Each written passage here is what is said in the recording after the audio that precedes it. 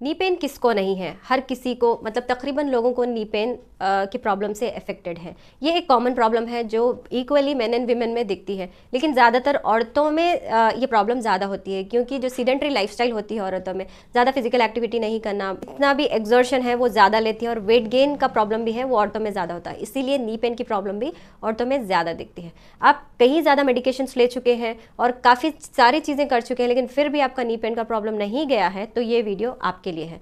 तो इस वीडियो में मैं आपको ऐसे स्टेप्स बताऊंगी जिससे आपका नी पेन का प्रॉब्लम चले जाएगा with in a span of 5 to 6 month. जो पेशेंटली अगर आप करेंगे तो आपका प्रॉब्लम ज़रूर चले जाएगा। So do watch my video till the end. Assalamualaikum, hello everyone, this is Dr. Tahira and you're welcome to my channel.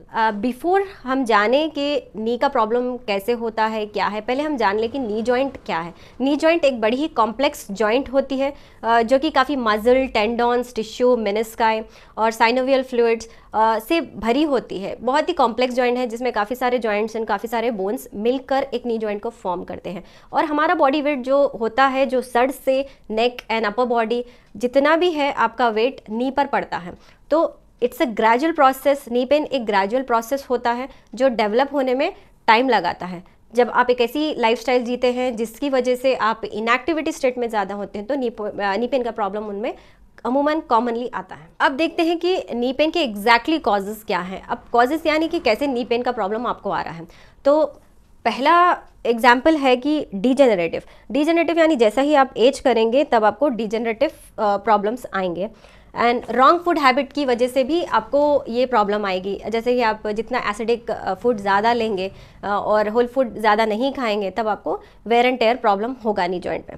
और अल्कोहल एंड स्मोकिंग, जितना ज़्यादा अल्कोहलिज्म एंड स्मोकिंग में इंडल्ज होंगे उतना ही ज़्यादा ऑक्सीडेटिव स्ट्रेस आपकी बॉडी में बढ़ेगा। ऑक्सीडेटिव स्ट्रेस बढ़ने की वजह से आपकी बॉडी में इन्फ्लामेशंस होने लगते हैं, जिससे आपका नी पेन तो क्या, कहीं ज़्यादा जॉइंट्स पे भी अफेक्ट करता है। फिजिकल इनएक्टिविटी यानी कोई भी फिजिकल एक्टिविटी नहीं करना, बस एक ही जगह पे सीडेंटरी लाइफस्टाइल बिताना, जैसे कि आजकल आईटी इंडस्ट्री में या फिर विमेंस है जो ज़्यादातर फिजिकल एक्टिविटी नहीं करती, उनमें ये प्रॉब्लम खास देखी गई है। और नी पेन उन लोगों में भी होता है जिसमें अगर इंजरी हो जाए, यानी कोई घाव, जख्म, अगर स्पोर्ट्स इंजरीज मोस्ट कॉमनली है, भागते भागते गिर जाना, तो वैसे कंडीशंस में अगर आपका नी जॉइंट अफेक्टेड हो जाता है तब आपको नी पेन के इश्यूज आते हैं। स्ट्रेस एंड एंजाइटी, स्ट्रेस जितना ज़्यादा आप लेंगे उतना ही ज़्यादा नी जॉइंट का इशू आएगा आपको। आप बोलेंगे कि स्ट्रेस की वजह से नी जॉइंट के इशू कैसे आएंगे।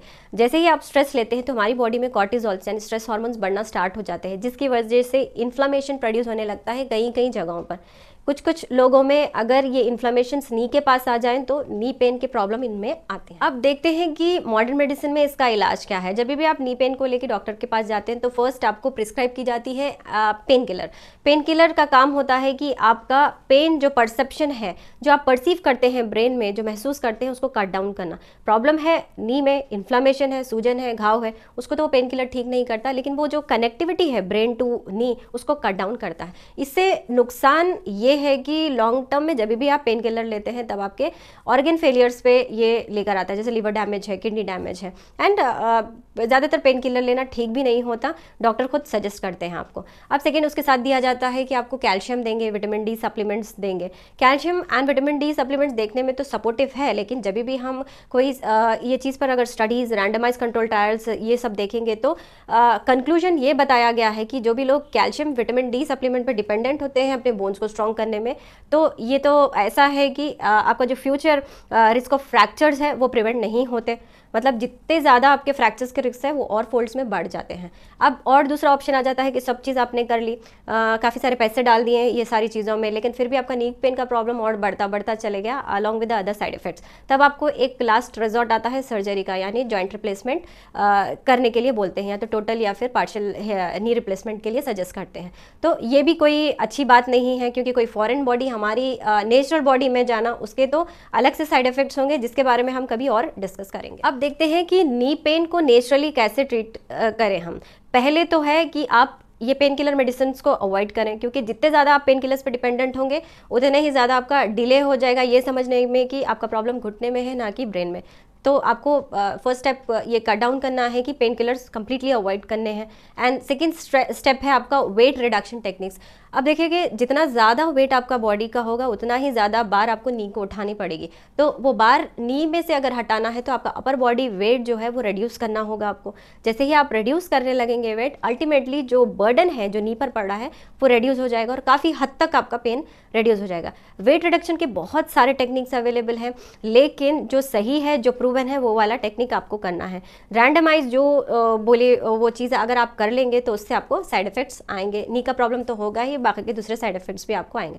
तो एक परफेक्ट आप एक डाइट प्लान जो कि whole food plant based diet में होता है, जो कि प्रूवन टेक्निक है, तो वो वाली डाइट आप फॉलो करेंगे तो आपका नी पेन का प्रॉब्लम ज़रूर रिजॉल्व होगा। इट विल टेक टाइम, लेकिन ज़रूर रिजॉल्व होगा। और थर्ड है कि स्ट्रेस को मैनेज करना। जितना ज़्यादा आपकी बॉडी में तनाव होगा, मैंने बताया था कि उतने ज़्यादा आपके कॉर्टिसोल हार्मोन बढ़ते जाएंगे।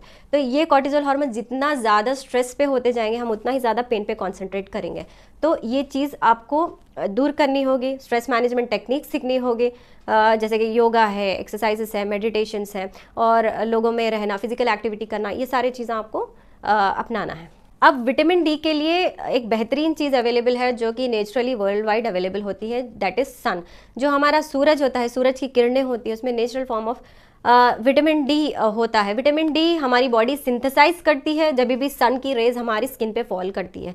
तो ऐसी टाइम की सन रेज आपको लेना है जो early in the morning and let evening में आप ले सकते हैं। एंड जब भी आपका विंटर टाइम हो रहा है या फिर रेनी सीजन हो रहा है, तभी कभी भी आप ये सनलाइट एक्सपोजर ले सकते हैं। तकरीबन 40 मिनट्स आपको सनलाइट एक्सपोजर लेना है ताकि आपकी बॉडी में इनफ विटामिन डी सिंथेसाइज हो सके और आपका जो प्रॉब्लम है विटामिन डी डिफिशियंसी का वो दूर हो जाए और आपका जो नी का प्रॉब्लम है वो सॉल्व हो जाए। अब मैं आपको बताऊंगी कि टॉपिकल एप्लीकेशन क्या करना है आपको एक्सटर्नली। टॉपिकल एप्लीकेशन में फर्स्ट है आपको हॉट एंड कोल्ड थेरेपी करना है। This therapy is a proven therapy जो कि ल्यूइस हंटिंग रिएक्शन हम लोग कहते हैं फिजिकल थेरेपी में, जहाँ पे आप कोल्ड एंड हॉट को साइमल्टेनियसली अप्लाई करते हैं कोई भी ऐसे पेनफुल एरिया में जहाँ पर बहुत ज़्यादा पेन है आपका और जहाँ पे बहुत ज़्यादा इन्फ्लेमेशन है।